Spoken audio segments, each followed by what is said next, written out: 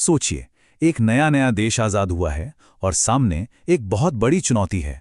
लाखों लोगों के लिए बिल्कुल शुरुआत से एक मॉडर्न इकोनॉमी खड़ी करनी है। यही वो सवाल था जिसका सामना भारत ने 1950 से 1990 तक किया। यही सबसे बड़ा सवाल था भारत के पहले नेताओं के सामने। उन्हें एक ऐसा इकोनॉमिक रास्ता चुनना था जो सिर्फ कुछ लोगों का नहीं, बल्कि हर किसी की भलाई करे, हर किसी के कल्याण को आगे बढ़ाएं। तो इस बड़ी चुनौती से निपटने के लिए भारत के नेताओं के सामने दो एकदम अलग अलग इकोनॉमिक रास्ते थे। उन्हें इनमें से एक को चुनना था। तो चलिए देखते हैं कि वो दो रास्ते क्या थे। एक तरफ था कैपिटलिज्म यानी पूंजीवाद। इसमें मार्केट डिसाइड करता है कि क्या बनाना है, किस आधार पर, प्रॉफिट के आधार पर। और दूसरी तरफ था सोशलिज्म यानी समाजवाद। यहां सरकार तय करती है और वो भी समाज की जरूरतों को देखकर। भारत के पहले प्रधानमंत्री जवाहरलाल नेहरू को यह पूंजीवादी रास्ता कुछ खास पसंद नहीं आया। क्यों? क्योंकि उन्हें लगता था कि अगर सिर्फ कैपिटलिज्म को अपनाया तो देश की एक बहुत बड़ी आबादी वो विकास की दौड़ में पीछे छूट जाएगी। तो भारत ने ना तो पूरी तरह से पूंजीवाद को अपनाया, ना ही समाजवाद को, बल्कि एक तीसरा रास्ता चुना गया। इसे कहा गया मिक्स्ड इकोनॉमी या मिश्रित अर्थव्यवस्था। ये एक तरह का अनोखा ब्लेंड था जिसमें सरकार प्लानिंग के जरिए इकोनॉमी को दिशा तो देगी, लेकिन साथ ही प्राइवेट सेक्टर के लिए भी पूरी जगह होगी। अब इस मिश्रित अर्थव्यवस्था को जमीन पर उतारने का टूल क्या था? वो थी महत्वाकांक्षी 5 ईयर प्लान्स यानी पंचवर्षीय योजनाएं। और इसकी शुरुआत हुई 1950 में प्लानिंग कमीशन के बनने के साथ। ये जितनी भी प्लान्स थीं, ये 4 मेन गोल्स पर टिकी हुई थीं। पहला, ग्रोथ यानी अर्थव्यवस्था को बड़ा बनाना। दूसरा, मॉडर्नाइजेशन मतलब नई टेक्नोलॉजी लाना और सोच को भी मॉडर्न बनाना। तीसरा, सेल्फ रिलायंस यानी आत्मनिर्भर बनना।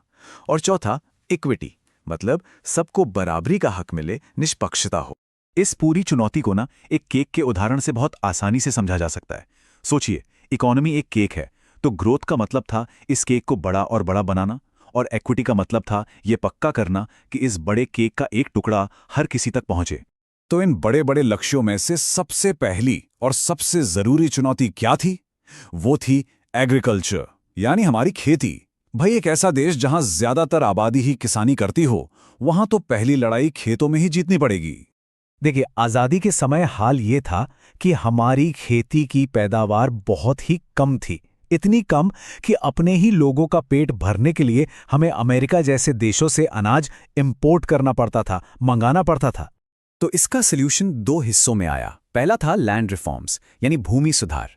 इसमें जमींदारों जैसे बिचौलियों को हटाकर जमीन असली किसानों को दी गई। और दूसरा था एक टेक्नोलॉजिकल जंप, जिसे हम सब जानते हैं ग्रीन रेवोल्यूशन यानी हरित क्रांति के नाम से। और इसी ग्रीन रेवोल्यूशन ने कमाल कर दिया। इसने भारत को अनाज के मामले में आत्मनिर्भर बना दिया। मतलब अब हमें किसी के आगे हाथ फैलाने की जरूरत नहीं थी, हम अपना पेट खुद भर सकते थे। तो चलिए, पेट भरने का इंतजाम तो हो गया। अब अगला फोकस था इंडस्ट्री पर। उद्योगों को ही मॉडर्नाइजेशन और पक्की नौकरियों का इंजन माना जा रहा था। यहां एक जरूरी बात यह है कि सरकार को यानी पब्लिक सेक्टर को ही आगे आना पड़ा। ऐसा क्यों? क्योंकि उस वक्त प्राइवेट इंडस्ट्रियलिस्ट के पास बड़े बड़े कारखाने लगाने के लिए न तो उतना पैसा था और न ही मार्केट इतना बड़ा था कि वो इतना बड़ा रिस्क लेते।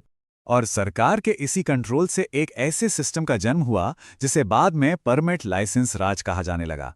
मतलब कोई भी इंडस्ट्री शुरू करनी हो, उसे बड़ा करना हो या कुछ नया बनाना हो, हर चीज के लिए सरकार से लाइसेंस लेना जरूरी था। अब इन नई नई इंडस्ट्रीज को बचाने के लिए भारत ने एक इनवर्ड लुकिंग ट्रेड पॉलिसी अपनाई। इसे कहते हैं इंपोर्ट सब्स्टिट्यूशन। इसका सीधा सा मतलब था बाहर से आने वाले सामान पर रोक लगाना, ताकि देश की अपनी कंपनीज विदेशी कंपटीशन से बची रहें। इसके लिए भारी भरकम टैक्स यानी टैरिफ्स और कोटास का इस्तेमाल किया गया। और इसका असर भी दिखा। नतीजे काफी इंप्रेसिव थे। इन 40 सालों में हमारी जीडीपी में इंडस्ट्रियल सेक्टर का हिस्सा लगभग 2 गुना हो गया, 13% से बढ़कर करीब 24.6% तक। तो लगभग 40 साल इस प्लान्ड इकोनॉमी के रास्ते पर चलने के बाद आखिर नतीजा क्या रहा? चलिए एक नजर डालते हैं इस 40 साल के रिपोर्ट कार्ड पर। देखते हैं क्या अच्छा हुआ और क्या कमियां रह गईं। तो देखिए, एक तरफ तो कुछ बहुत बड़ी जीतें थीं, जैसे हम खाने के मामले में आत्मनिर्भर हो गए, एक डाइवर्स इंडस्ट्रियल बेस तैयार हुआ और जमींदारी जैसी पुरानी प्रथा खत्म हुई। लेकिन दूसरी तरफ कुछ बड़ी कमियां भी थीं। बहुत सारी सरकारी कंपनियां घाटे में चल रही थीं। लाइसेंस राज ने बिजनेस करने की आज़ादी को एक तरह से जकड़ लिया था और प्रोटेक्शन के चक्कर में देश में बनने वाले सामान की क्वालिटी अक्सर अच्छी नहीं होती थी, क्योंकि सुधार का कोई इंसेंटिव ही नहीं था। और शायद सबसे बड़ी नाकामी ये थी कि 1950 से 1990 के बीच खेती पर निर्भर आबादी का हिस्सा लगभग उतना का उतना ही रहा, 67.5% से घटकर सिर्फ 64.9% हुआ। इसका मतलब ये था कि हमारी नई इंडस्ट्रीज और सर्विस सेक्टर्स गांव के लोगों को शहरों में रोजगार नहीं दे पाए और देश की एक बहुत बड़ी आबादी कम आमदनी वाली खेती में ही फंसी रह गई। तो ये जो मिला जुला रिपोर्ट कार्ड था, इसने हमारे इकोनॉमिस्ट्स और पॉलिसी मेकर्स को एक बहुत जरूरी मोड़ पर लाकर खड़ा कर दिया। अब सवाल ये था कि आगे क्या बदलने की जरूरत थी? और इसी सवाल ने 1991 में होने वाले एक बहुत बड़े आर्थिक बदलाव की नींव रखी।